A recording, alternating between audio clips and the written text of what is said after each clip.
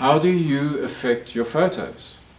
In this episode, I will not be discussing gear such as cameras, flashes, and other gear that you will use to affect your photographs. In this episode, I'm simply going to be discussing you and how you affect your photographs.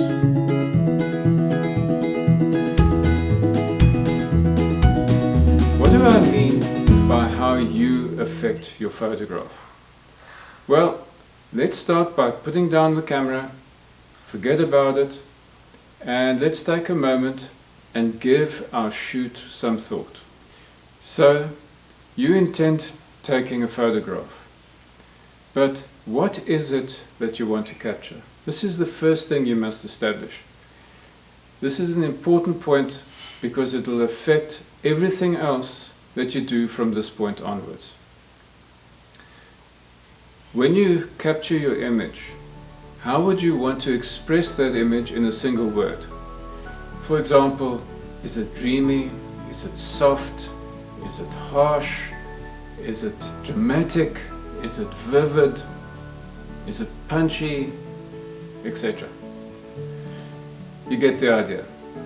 First, get that into your mind, because that will determine how you're going to shoot this and how you're going to light it. Okay.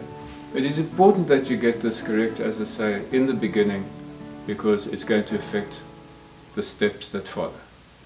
Once you have decided on the effect that you want and the mood, then it is time to decide if the setting that you have in front of you is conducive to the shoot. So in talking about the setting, we are considering factors such as lighting and just the environment in general. If you want a dreamy, soft, hazy effect in your picture, it would be difficult to achieve if it was a bright, sunny day, or if you're inside a studio and you're using harsh and intense lighting. Also, it would be nice if there was some mist around. That's what we're looking for, a nice hazy shot. So, in an outdoor situation, it might be necessary to come back another day. Come back on an occasion when the weather has changed and is conducive to the kind of shot you're looking for. And this is what photographers often do. They go back to a venue over and over and over. I've actually heard of people who've been to a venue well over 100 times to get the one shot they're looking for. Now, in a studio environment, it's slightly different. You have a bit more control. So what you might need are soft boxes or umbrellas on your lights to soften them a bit so that you don't have that harsh shadow, that harsh lighting. And also a fog machine would be great, because that's going to give you the haze that you're looking for in your image.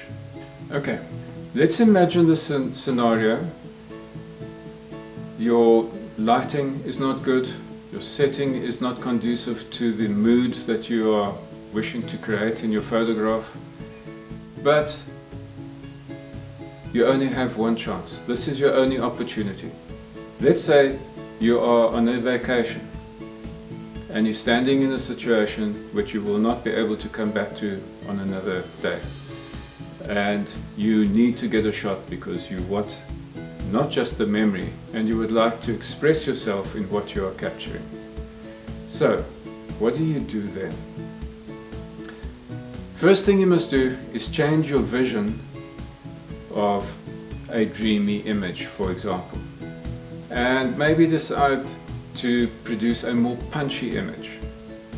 Maybe you can express yourself in a different way with that subject doing that. In doing that, you allow the lighting condition to be different to what you had in mind at first. And then once you've decided that, your new decision, does that suit the current lighting and settings? If it does, great. Now it's time to start finding your shot. And the same thing in your studio. If you do not have the gear to help you get the shot, then reconstruct your concept in your mind so that the gear that you do have is suitable for the kind of image that you would like to capture. So by now the creative juices must be flowing. Once you've decided upon the setting and you've decided upon your composition, you can start taking your photographs. But composition, this is the next really important point. And in this short talk, this is the third point and possibly the cherry on top. Don't go and simply shoot from one angle. Don't stand in front of your subject and start snapping away like crazy. You're only going to get repetitions of the same thing over and over. And also, if you are in a touristy type situation, if it is possible, take a bit of time and move away from where everybody else is standing. Look at your subject from different angles. You are bound to find a shot which you had not realized was waiting. So move around, get down low, get up high, hold your camera above your head, put your camera on the ground. Do all kinds of things to find different angles and enjoy yourself. That is the whole purpose of taking your photographs, is you should be enjoying yourself. Now, you get the shot, bang, it's in the bag. You think this is fantastic, I've done it, this is what I came to do. No, that is the starting point. This is where the fun is. You've got your shot in the bag, now everything else is a bonus. Now take your camera and start experimenting. Do things you haven't done before. Have you gone really close to a subject like this? Have you really zoomed in as much as you could and see the detail in the subject? Sometimes that is the secret. Get some detail. Don't just get the wide angle shot. That is a nice establishing shot. Don't forget about doing that. But from there, go into the macro. Get as close as you can. Get shallow depth of field. And then sometimes it's worth experimenting. And get as much depth of field as possible. It produces a completely different image even if it's shot from the same angle. Experiment, experiment, experiment. Have fun, have fun, have fun. Right, so these are the 3 points in a nutshell. 1. Before you start your shoot, decide what mood you want. So would you like it to be dramatic? Would you like it to be dreamy? Etc. Okay. Once you've decided on the mood, then you need to look at your setting and decide if the environment is conducive to that kind of shoot. If you would like a nice, dreamy, soft image, it's very difficult to achieve in bright, harsh lighting conditions, etc.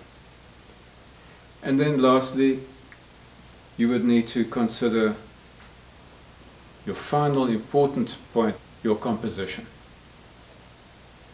Composition is very important and it has a great effect on your image.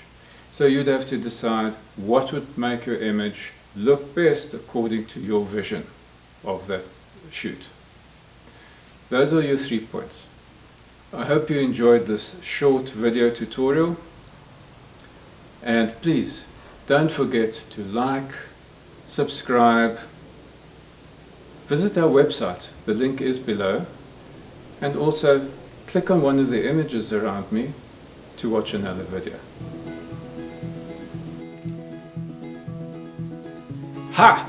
So you thought I was gone, but I'm not. I will first say farewell. John Golden Photography, I'm John, farewell.